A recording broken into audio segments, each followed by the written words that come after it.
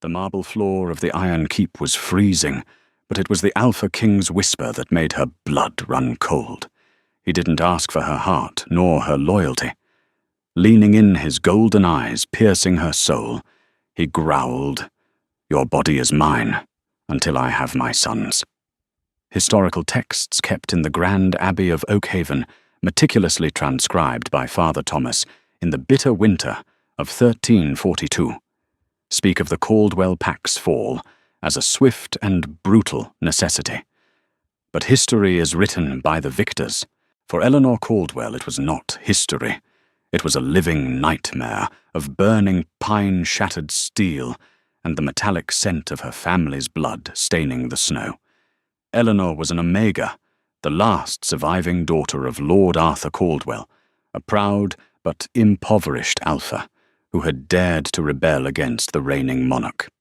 The rebellion lasted exactly 3 moons. When the royal army breached the gates of Caldwell Keep, they did not come to negotiate. They came to conquer. Bound in iron chains that chafed her wrists raw, Eleanor was dragged through the courtyard of her ancestral home.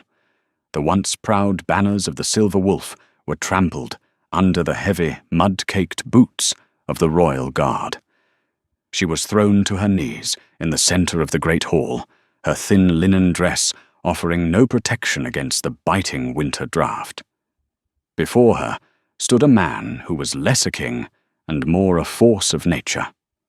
Alpha King Aric Redmayne. He was a mountain of muscle and scarred flesh, draped in a massive cloak of direwolf fur that seemed to absorb the dim firelight. His golden eyes, predatory and unblinking, scanned the ruins of her home before settling entirely on her. There was no pity in his gaze, only a cold, calculating hunger. "Your father was a fool," Aric's voice resonated through the hall, a deep, gravelly timbre that vibrated in the chests of everyone present. He thought the northern territories could stand independent. Now his head rests on a pike at the boundary line. Eleanor kept her chin high, though her hands trembled uncontrollably. "My father fought for our pack's survival against your crippling tithes. You are no king, Aric Redmayne. You are a butcher." A collective gasp echoed from the royal guards. Cedric the King's towering beta drew his broadsword, the steel singing a deadly threat. But Aric raised a single-gloved hand. The hall fell dead silent. He descended the stone steps of the dais, his boots clicking ominously against the flagstones. He stopped mere inches from her, the sheer heat radiating from his massive frame, overwhelming her Omega senses. He smelled of rain iron and an intoxicating, suffocating dominance. "A butcher," Aric mused, crouching down so they were eye to eye. He reached out his rough, calloused fingers, gripping her jaw. He didn't squeeze, but the threat of his strength was palpable. "Perhaps, but a butcher knows the value of prime stock. And you, Eleanor Caldwell, carry the oldest bloodline of the Northern Omegas, a bloodline renowned for producing strong, unyielding alphas." Eleanor's heart hammered against her ribs. In werewolf society, Omega females of pure ancient descent were rare, revered by some, coveted by all. They were the ultimate prizes of war. "I will die before I become a concubine for your soldiers." She spat, though a tear betrayed her slipping down her soot-stained cheek. Aric's expression hardened. "You will not be given to my soldiers. The Redmayne bloodline is cursed, Eleanor. 3 mates I have taken. 3 times the goddess has denied me an heir. The lords of the High Council grow restless. They whisper that a king without a son is a king with an expiration date." He stood pulling her up with him by the chains until she was forced to stand her face inches from his chest. "I do not want your love. I do not want your submission in spirit," Aric declared, his voice, dropping to a dangerous, intimate growl, meant only for her ears. "Your body is mine until I have my sons. Give me 2 healthy alpha heirs, and I will sign the decree restoring Caldwell Keep to your remaining kin. Defy me, and I will burn the North until it is nothing but glass." It was not a marriage proposal. It was a transaction, a hostage negotiation, where her womb was the ransom for her people's lives. Eleanor looked into the golden eyes of the monster who had slaughtered her father.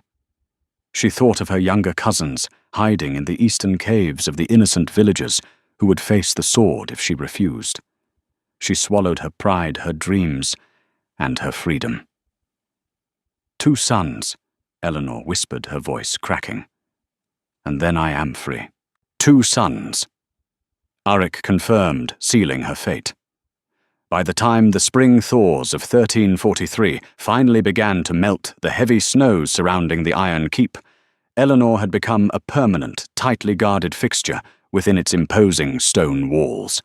Her brutal iron shackles had been replaced by chains of spun gold and heavy velvet. She was dressed in the finest imported silks. Her massive bedchamber was kept comfortably sweltering by twin roaring hearths, and she was attended day and night by a flock of nervous, whispering servant girls.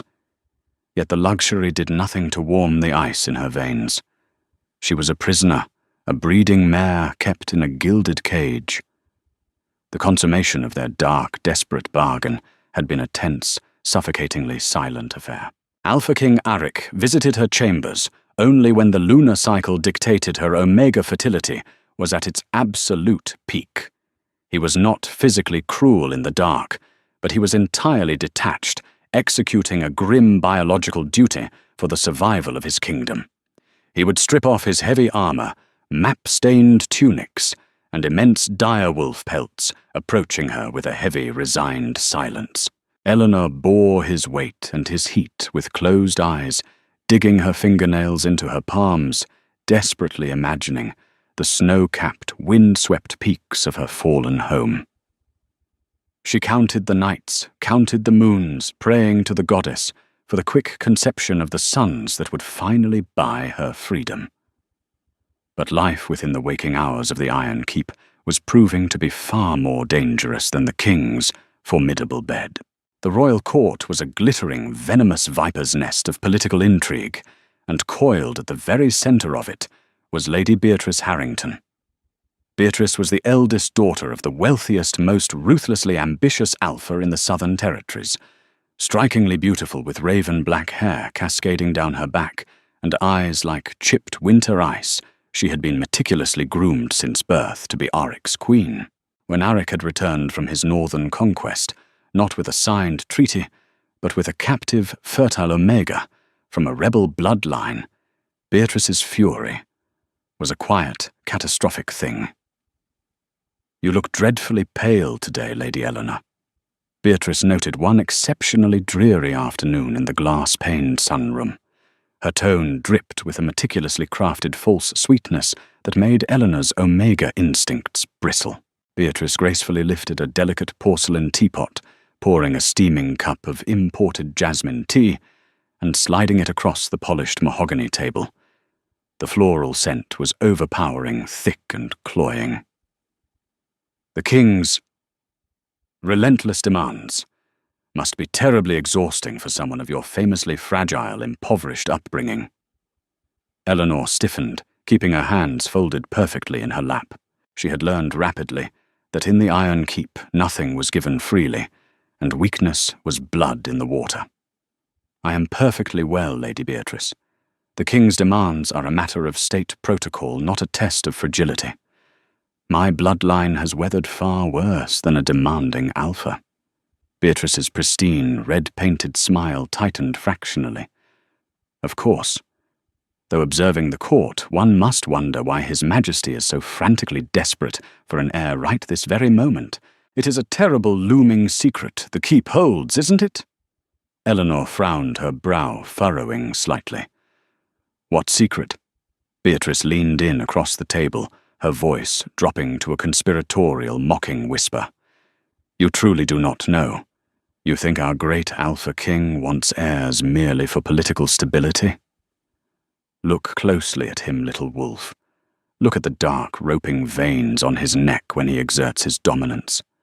Look at the heavily engraved silver chalice he drinks from at every feast. I propose a toast. Beatrice suddenly smiled, lifting her own cup. "To the king's health. Drink with me, Lady Eleanor.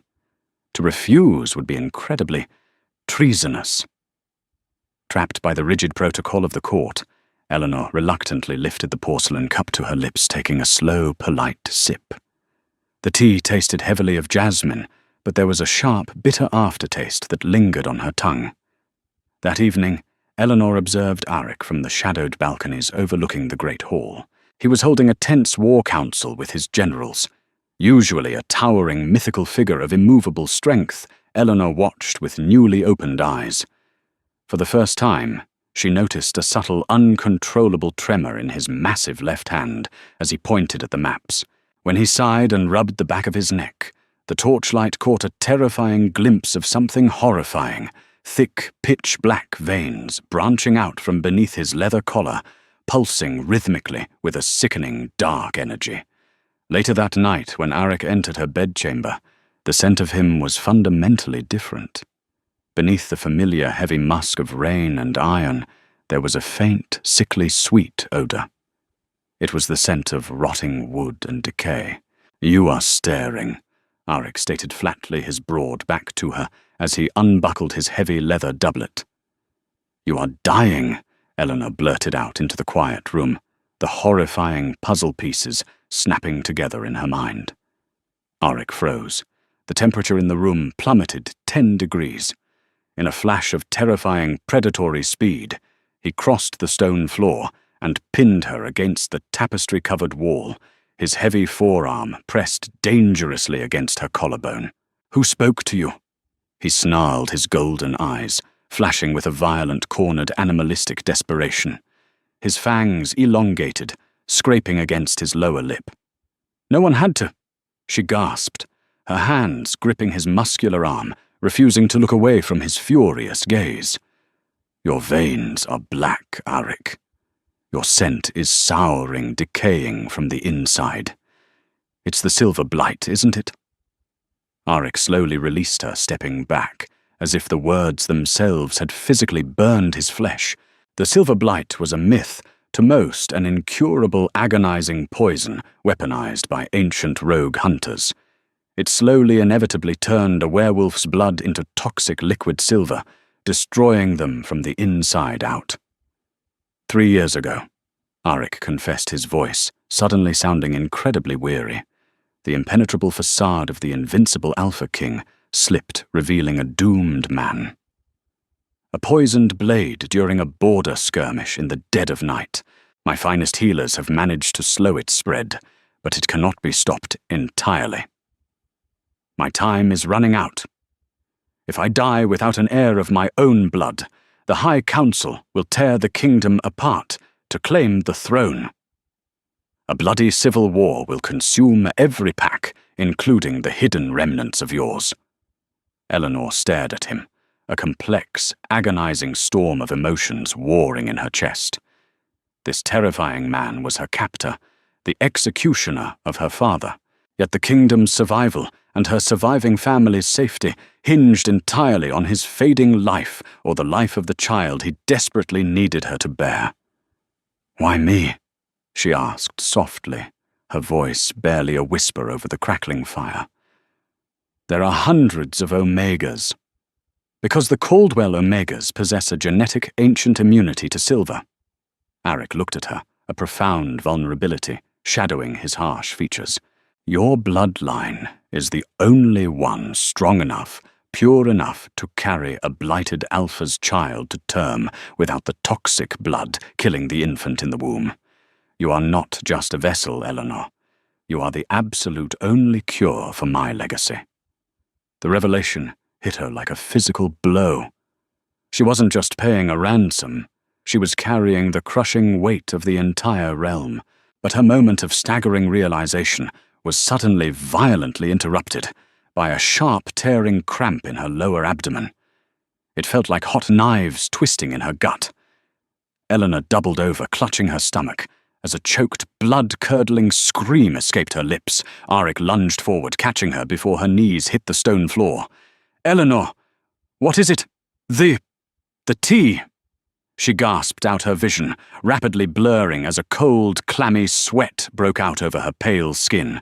The cloying scent of jasmine faded from her memory, and the sharp acidic burn of refined wolfsbane suddenly flooded her panicked senses. "Beatrice!" Aric's resulting roar shook the very foundations of the Iron Keep, a sound of absolute earth-shattering rage that rattled the window panes. He scooped her convulsing body into his massive arms, but as darkness violently clawed at the edges of Eleanor's vision, she realized the horrifying truth. Beatrice didn't just want to kill the potential baby. She wanted to kill the only Omega capable of saving the king's lineage, ensuring Aric's imminent death and her own father's undisputed rise to the throne. The dangerous game of survival had just changed irrevocably, and Eleanor was no longer just a pawn, she was the king on the board, and she was bleeding out. The heavy oak doors of the infirmary splintered off their iron hinges as Alpha King Aric kicked them open. He carried Eleanor's convulsing body, his roar of pure, unadulterated panic echoing against the vaulted stone ceilings. "Maester Linus," Aric bellowed his voice, vibrating with the raw, terrifying power of his wolf. "Bring the Anthemis. Bring the charcoal. If she dies, I will execute every healer in this. Keep Maester Linus, a frail but brilliant beta, with decades of experience, scrambled to the wooden tables, his hands flying over glass vials and dried herbs. Eleanor was laid upon the cold steel table, her pale skin drenched in a sickly cold sweat. The scent of jasmine was completely gone, now replaced by the acrid, burning stench of refined wolfsbane. It was tearing through her bloodstream, attacking the fragile life growing within her. "Hold her down, my king." Linus ordered, his voice remarkably steady, despite the Alpha's oppressive aura. "The wolfsbane is deep. I must administer the purgative, but it will cause her immense pain." Aric didn't hesitate. He climbed onto the table, wrapping his massive scarred arms around Eleanor's thrashing form. He buried his face in the crook of her neck, his golden eyes glowing in the dim candlelight. "Hold on, little wolf," he whispered fiercely into her skin, his scent of rain and iron trying to blanket her panic. "Do not let her win. Fight it. Fight." When Linus forced the bitter black liquid down her throat, Eleanor screamed a raw, guttural sound of pure agony that tore at Aric's chest. The poison fought against the cure, a vicious battle waged inside her veins. But Beatrice had critically underestimated the ancient, unyielding strength of the Caldwell bloodline. Eleanor's Omega biology, hardened by generations of northern winters, and an innate resistance to toxic elements, fought back with ferocious resilience. Hours bled into the night. Slowly the convulsions ceased. Her breathing, though shallow, steadied. The child's faint heartbeat, monitored by Linus's pressed ear against her abdomen, remained strong. They had survived. Aric did not leave her side for 3 days. When Eleanor finally opened her eyes, the first thing she saw was the fearsome Alpha King, asleep in a wooden chair beside her bed, looking utterly defeated. His dark hair was disheveled, his armor unpolished, and the black veins of the silver blight seemed more pronounced on his neck, as if the stress had accelerated his own demise. Hearing her stir, Aric awoke instantly. The relief that washed over his harsh features was startlingly genuine. He reached out his rough hand, gently brushing a stray lock of hair from her forehead. The child. Eleanor rasped her throat, feeling like cracked glass. "Safe," Aric murmured, his voice thick with emotion. "You are both safe." "Beatrice." Aric's expression hardened instantly, the vulnerable man vanishing, replaced once again by the ruthless king. "Lady Beatrice has been dealt with. Her father, Lord Harrington, has been stripped of his titles, and his lands seized by the crown. She is currently rotting in the deepest cell of the oubliette, where she will remain until her last breath. No one will ever threaten you again, Eleanor. You have my word." Eleanor stared at him, realizing a fundamental shift had occurred. Aric's fury hadn't just been about the heir. When he held her in the infirmary, his terror was for her. The transaction between them was blurring into something far more complicated. 6 months later, amidst the howling winds of a brutal winter, Eleanor gave birth to her first son. The labor was grueling, the Iron Keep holding its collective breath. When the sharp, piercing cry of a newborn filled the bedchamber, Arik fell to his knees beside the bed. Maester Linus handed the bundled infant to Eleanor. The boy was massive with a shock of dark hair, and when he opened his eyes, the unmistakable brilliant gold of an alpha. "Alistair," Arik whispered reverently, touching the infant's tiny fist. He looked at Eleanor, his eyes shining with unshed tears. "You have given me a son. You have given the realm a future." Eleanor held little Alistair close to her chest, an overwhelming, fierce maternal love flooding her senses. She looked at Arik, the man who had destroyed her past, but had just given her a future. One son down, one to go. But as Arik smiled, Eleanor noticed a dark, sluggish pulse at his temple.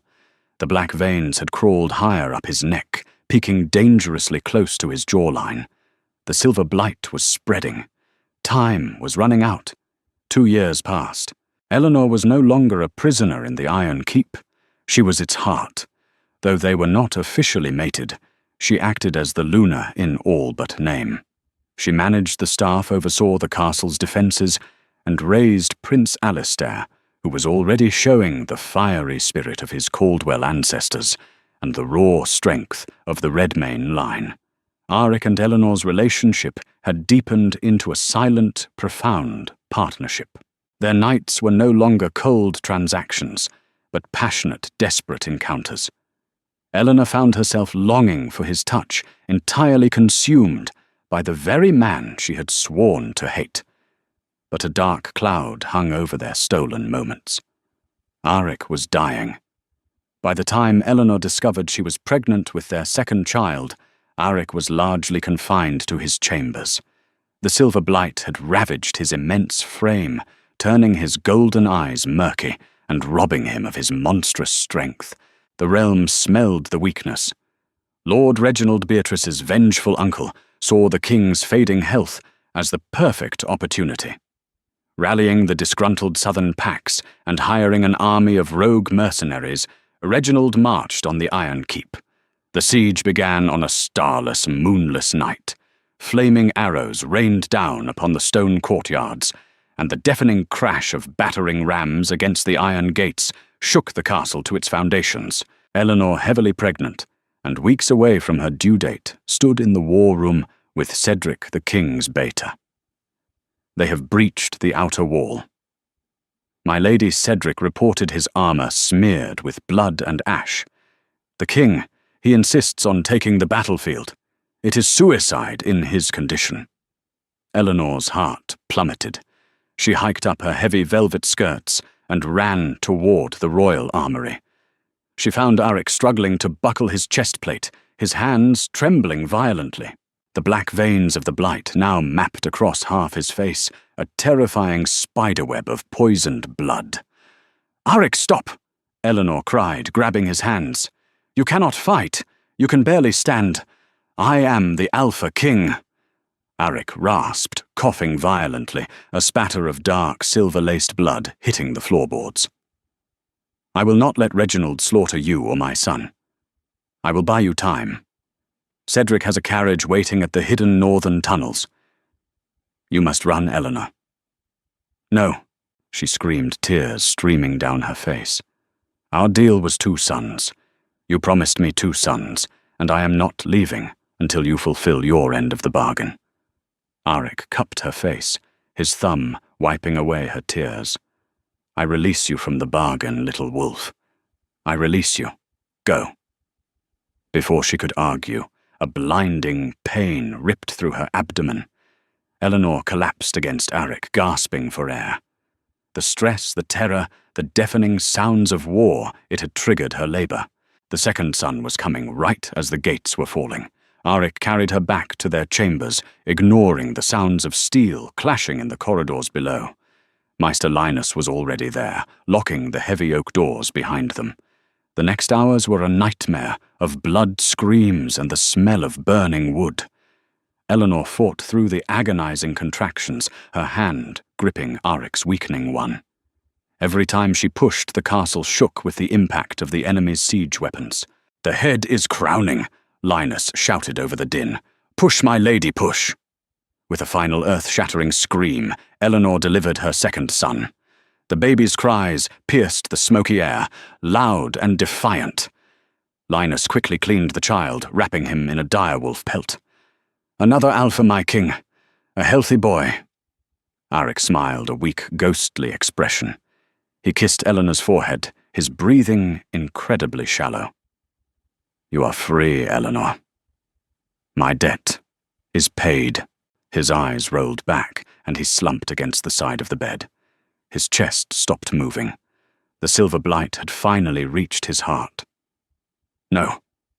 Eleanor whispered her exhaustion, vanishing, replaced by a surge of pure primal panic. "No, Aric, you don't get to die. You don't get to leave me." She remembered the ancient texts in Oakhaven. She remembered the true power of the Caldwell bloodline. It wasn't just immunity. It was purification. But it required a bond she had withheld. A true spiritual and physical mating bond. Ignoring her own pain, Eleanor dragged herself toward Aric's lifeless body. She grabbed his jaw, tilting his neck to expose his scent gland. With a fierce, guttural growl, she sank her teeth deep into his flesh, breaking the skin and tasting the bitter metallic poison of the blight. Simultaneously, she dragged Aric's limp hand, slicing his palm against a dagger on the nightstand, and pressed his bleeding hand to her own chest, right over her heart.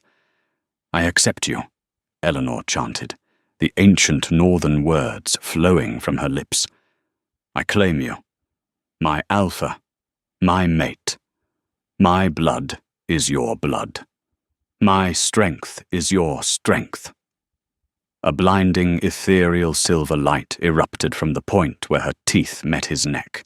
Eleanor felt a horrifying shock of cold rush into her own veins as she pulled the blight into herself. But her Caldwell blood, supercharged by the birth of the second heir and the mystical completion of the mating bond, incinerated the poison upon contact. It acted as an absolute filter, burning the toxic silver out of Aric's system and replacing it with pure, untainted life force. For a terrifying minute, there was silence. Then Aric drew a massive, shuddering breath. His eyes snapped open, and the murky, dying yellow was gone. In its place burned a radiant, blinding gold. The black veins on his face and neck rapidly receded, fading into normal flesh. The staggering, mountainous presence of the Alpha King returned in a violent rush of power that blew the chamber doors wide open. Aric sat up, looking at his hands, feeling the monstrous strength coursing through his veins. He looked at Eleanor, panting and bleeding, but smiling triumphantly. The bond between them hummed like a live wire. They were entirely, irrevocably connected. A deafening crash echoed from the hallway. Lord Reginald, flanked by 10 rogue mercenaries, stepped through the shattered doorway, his sword drawn. He sneered at the scene. "The king is dead. Surrender, the Orm." Reginald never finished his sentence. Aric moved faster than the human eye could track. With a roar that shook the dust from the castle rafters, the fully healed Alpha King tore through the mercenaries like a scythe through wheat. In less than a minute, Reginald's lifeless body was thrown into the courtyard below, breaking the morale of the invading army instantly. The siege was broken. The king had returned. Weeks later, the Iron Keep was rebuilt stronger than ever. The courtyard was bathed in the warm light of spring. Aric stood before Eleanor in the great hall, holding a roll of heavy parchment, sealed with red wax. "The decree," Aric said softly. "As promised, Caldwell Keep is restored. Your remaining kin are granted full pardons and titles, and a carriage awaits to take you home." Eleanor looked at the decree, then at the 2 cribs near the roaring hearth, where Alistair and baby Rowan slept peacefully. Finally she looked up at the towering Alpha King, the monster who had become her mate, her protector, and her greatest love. She took the parchment from his hands. With a slow, deliberate movement, she tore it in half, letting the pieces fall to the stone floor. Arek's breath hitched. "Eleanor! What are you doing?" Eleanor stepped forward, sliding her arms around his waist and resting her head against his massive chest. She listened to the steady, strong, unblighted beating of his heart. "My body was yours until you had your sons, Arek," she whispered, looking up into his radiant golden eyes with a wicked, loving smile. "But my heart, that belongs to me, and I choose to keep it right here." Arek let out a low, rumbling growl of pure joy, lifting her off her feet and kissing her deeply as the entire court erupted in a deafening cheer. The transaction was over. The reign of the true Alpha and his queen had just begun. What an absolute roller coaster. From a bitter hostage negotiation to a magical life-saving mating bond. Eleanor proved that Omegas hold the true power in the Iron Keep. Did you see that epic twist coming? If you loved this medieval werewolf romance and want to see more fierce heroines and redemption arcs, smash that like button. Right now, share this video with your fellow romance lovers and make sure to subscribe so you never miss another heart-pounding werewolf tale.